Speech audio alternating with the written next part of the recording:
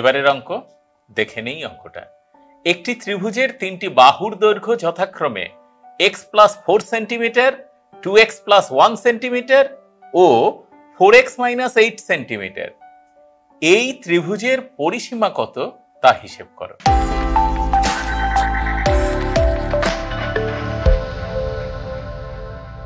চলো আগে লিখে ফেলি ত্রিভুজের বাহুগুলোর দৈর্ঘ্য।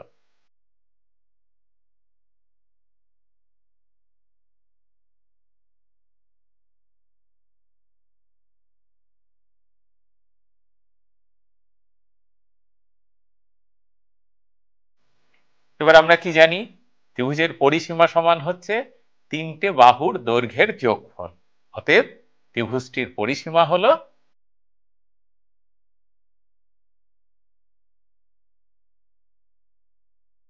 সমান তিনটে বাহু যোগ করব x+4 plus 2x+1 plus 4x-8 এত সেন্টিমিটার। এবার চলো সমজাতীয় রাশিগুলোর মধ্যে যোগ বিয়োগ করে ফেলি।